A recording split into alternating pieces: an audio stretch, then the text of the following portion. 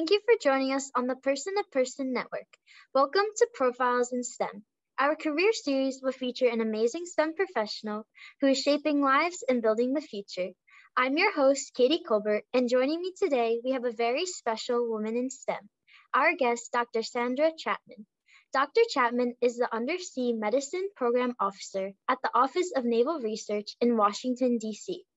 She leads research into improved methods, models, treatments, and devices for understanding, preventing, or mitigating factors that can negatively impact divers and submariners. Dr. Chapman, welcome to our program. So, Dr. Chapman, let's go back in time. Can you share with us a specific moment that inspired you to pursue a career in STEM? Yes, very vividly, because it was a very transformative moment for me. I've heard this from other people, so I don't think I'm alone, but it was the moment that it was the first time that I ever precipitated DNA.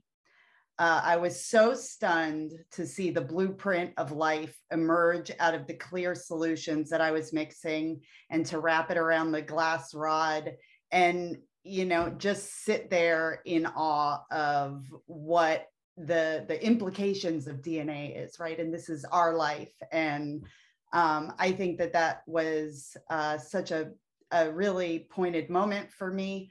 I was volunteering in a lab as I wrapped up my undergraduate degree, actually in economics, but with a plan of applying to med school. So that's why I was volunteering in the lab.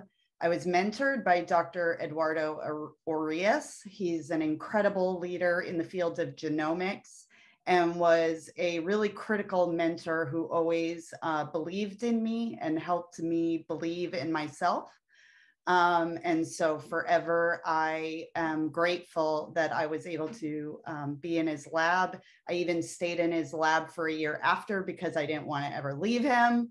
And it also gave me the time that I needed to add additional classes, because med school didn't have as critical or as defined requirements as grad school did. So I had to take biochemistry and genetics that I hadn't taken in my undergraduate and supplement in order to prepare to apply for grad school. Wow, that's a really interesting story. And I definitely agree with you on DNA and how cool it is, because it's our building block. And it's just really cool how the smallest little change in DNA determines what kind of traits you have and characteristics. And I'm really glad that you had a teacher and mentor who motivated you and kept you enjoying the subject. So now you obtained your doctorate degree, you have spent a majority of your career with the Office of Naval Research. Can you tell me about what inspired you to go into a career in naval research? Maybe you can explain the key differences between a research career in the military versus civilian or academic life.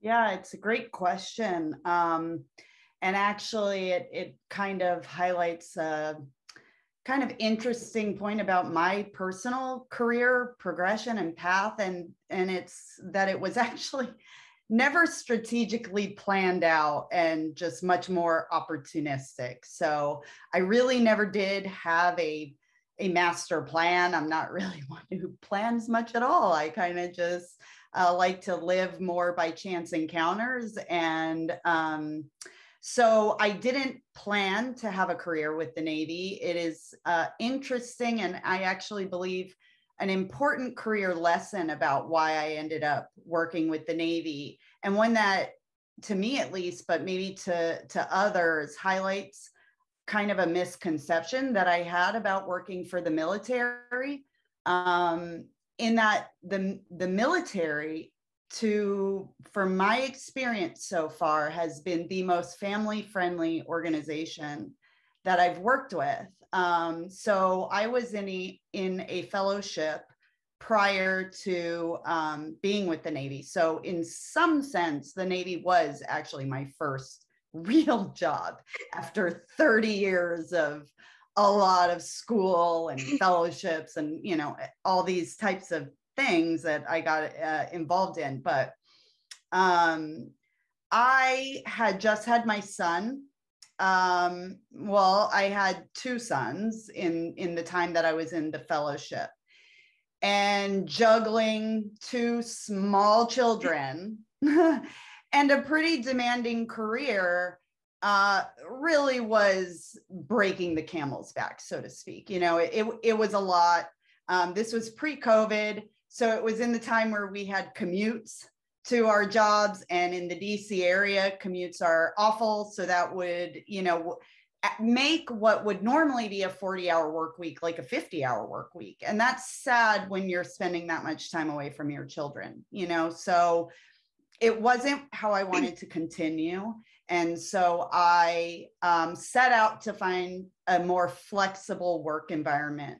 And when I was talking to some of my female and mother and women mentors that I was engaging with along my career path, they said, you don't need to look for part-time jobs because they really don't exist.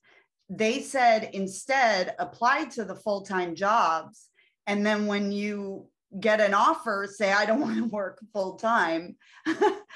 And that was really, you know, jarring for me, because I don't think people often think to do that, think out of the box like that. So I was really glad that I got that advice. I took that advice and ran with it. And I got my job offer with the Navy, and nobody had a problem with it. And I will tell you and to any women who, you know, have aspirations of being a working mother, especially in the STEM field, it's not easy. But so don't be afraid to approach that, you know, and to think about that.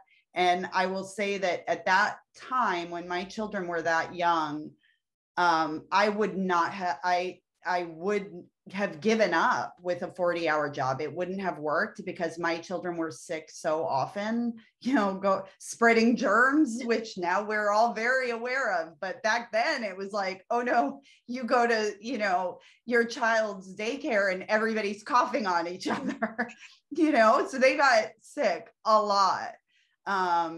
You know, hopefully that helped build up their immune system. But anyway, so the Navy allowed me to work a 32-hour job, was absolutely understanding every time I had to call in sick. And I'm forever, I don't think I'll ever leave, because when you're a working mother, that means everything.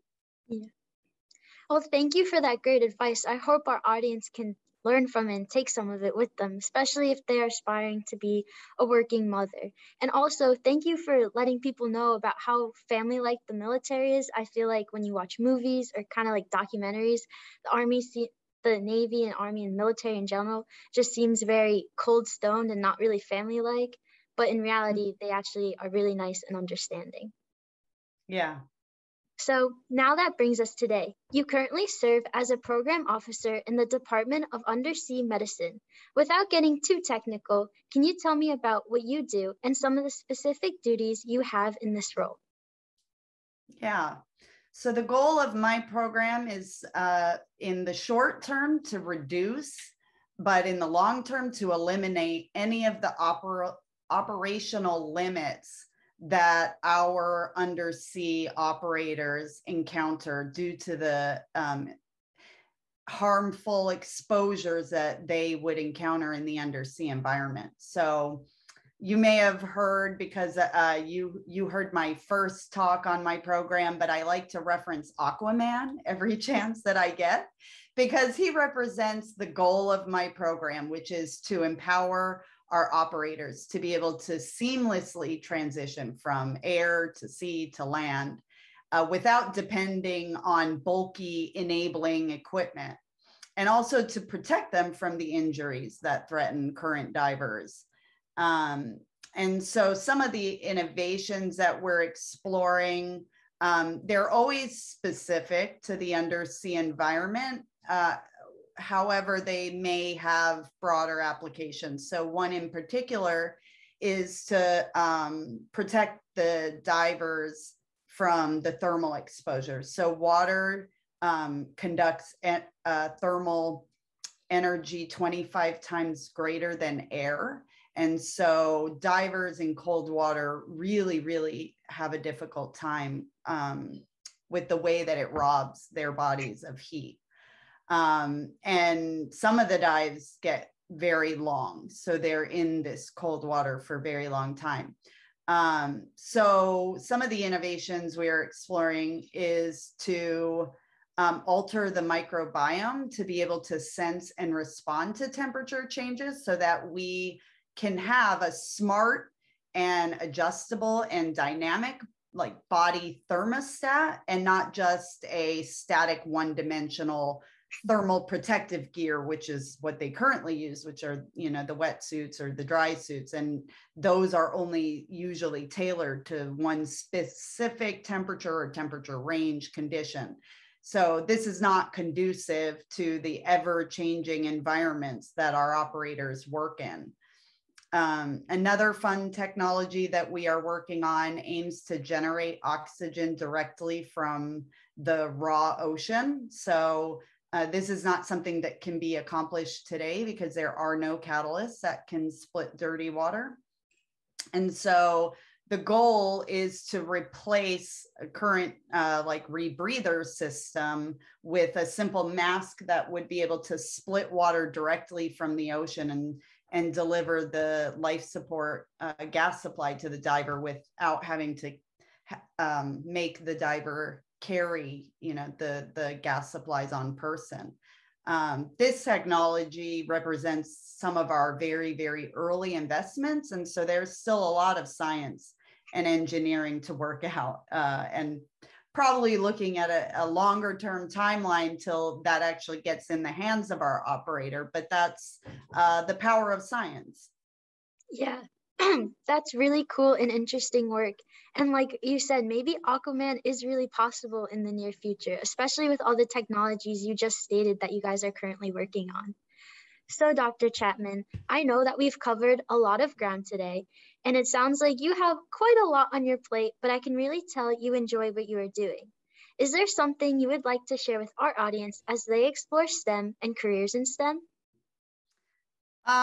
Probably one of the most important things is to find an inspiring mentor that believes in you. I think you could tell that that was a big part of how I not only started my career in STEM, but really it's that voice that continually will support you. Because some of my other advice is to also learn how to manage failure, because, you know, in science, failure is more the norm than success. And so you have to learn to accept it, and most importantly, learn to grow from it. You need to learn your lessons from the failed experiments or your failed projects. But ultimately, you know, that also leads to my last piece of advice, which is to stay creative. You know, science is a place where I think we're able to really explore the art of the possible, or, you know, and push the boundaries of what's possible currently today. And the only way to do that is to think innovatively, to think outside of the box, to think beyond the way that, really in a way that we're told, because what we're told is what we know now. Science is a process of learning what we don't know now. Yeah, thank you for that really great advice. I remember there's this one quote by Albert Einstein. I'm not exactly sure how it goes, but basically at the end it was like creativity always tops knowledge, and that's how we get innovations. And I really liked how you told everyone in our audience to not be afraid to fail, because that's the only way you'll ever really be able to learn. And I think that's really great advice, because personally for me, I sometimes struggle with failure, but it's the only way you'll ever learn. So thank you for that. Yeah. And so I would like to thank my special guest, Dr. Sandra Chapman. Dr. Chapman, it was really great speaking with you today. Thank you for spending time with us. And to our viewers, please join us again for another exciting episode and another remarkable STEM professional. You have been listening to Profiles in STEM. Thank you. Katie Culbert signing off.